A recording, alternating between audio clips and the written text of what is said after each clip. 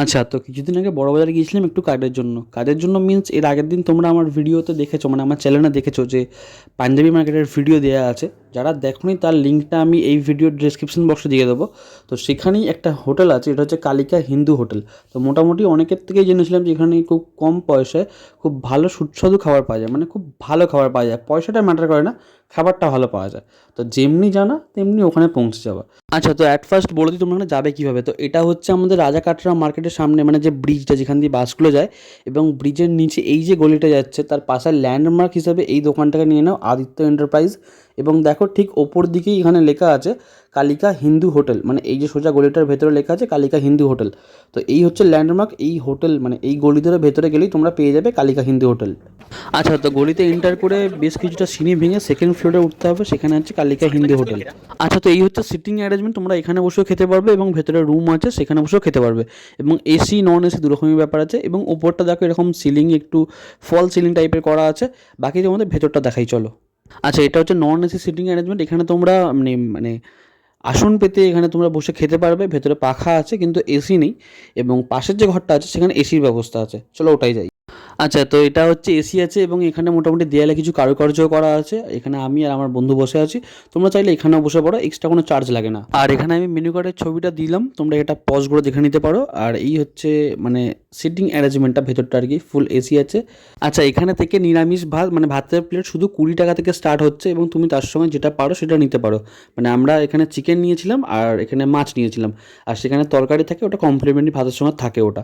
ঠিক আছে, তো তোমার ডিটেলে দেখাই এবং ডিটেলে বলি ব্যাপারটা। আচ্ছা, তো 20 টাকা প্লেট বলে এরকম ভাবার কিছু নেই যে খুব কম হবে, মানে তোমরা মোটামুটি দেখতে পাচ্ছ যে আমার পুরো পাত্তায় কতটা পরিমাণে রাইস আছে।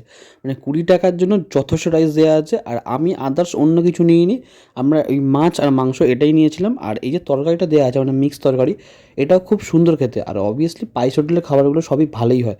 তো অ্যাট ফার্স্ট আমি প্রথমে মাংস দিয়েই শুরু করলাম খাওয়াটা। তো আর কি ভাটাতে মোটামুটি লেবু দিয়ে নুন দিয়ে মাখিয়ে মোটামুটি চালান করে দিলাম মুখের মধ্যে। আর যদি বলি টেস্টের ব্যাপারে, আমি আগেই বলেছি পাইস হোটেলের রান্না খুব একটা খারাপ হয় না কোনোবারই, আর এবারও সেটা আমাকে ডিসঅ্যাপয়েন্ট করেনি।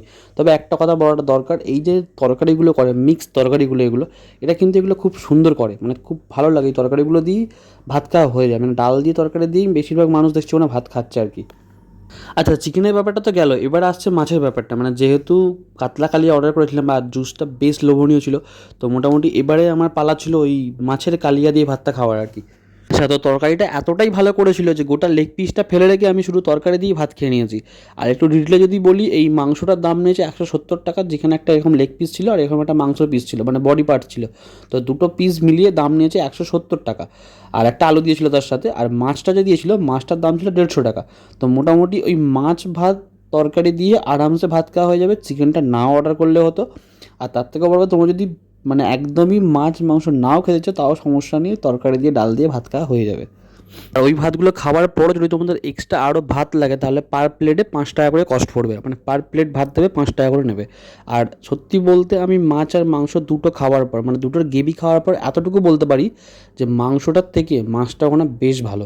মানে মাংসটা ভালো বাট মাছটা আরও ভালো। আচ্ছা দেখো, 150 টাকা দাম অনুযায়ী মাছের পিসও ঠিক আছে এবং মাছের টেস্টও যথেষ্ট ভালো। কারণ আমরা দুজন ছিলাম বলে আধখানা করে খেয়েছি, বাট যথেষ্ট ভালো খেতে এবং যথেষ্ট বড় পিস দিয়েছে। আচ্ছা, তারপর শুধুমাত্র পড়েছিল আমার কাছে বড় লেগ পিসটা, তো মোটামুটি লেগ পিসটা খেলাম, টেস্ট অনুযায়ী খুবই ভালোই করেছিল।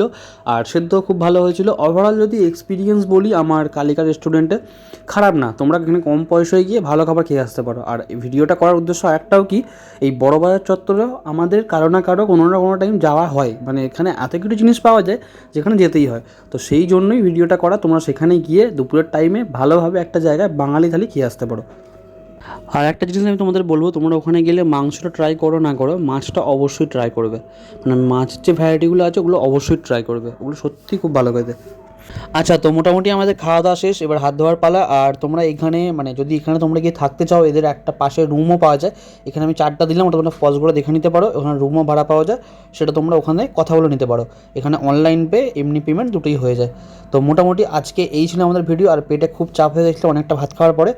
যাই হোক, মোটামুটি আজকে আমার এই কালিকা রেস্টুরেন্টের ওভারঅল ভিডিও তোমাদের কেমন লাগলো সেটা অবশ্যই তোমরা আমাকে কমেন্ট করে জানাও। ঠিক আছে, যদি ভালো লাগে তাহলে অবশ্যই ভিডিওটা লাইক করো এবং কমেন্ট করো যে আর কোথায় এরকম পাইস হোটেল ভালো ভালো আছে, তাহলে আমি অবশ্যই চেষ্টা করবো সেখানে গিয়ে আমার চ্যানেলের মাধ্যমে সেখানে ভিডিও তুলে ধরার। তো মোটামুটি টাটা, বাই বাই, সবাই ভালো থাকো, সুস্থ থাকো আর দেখতে থাকো সোলানা বাঙালি ইউটিউব চ্যানেল। চলো।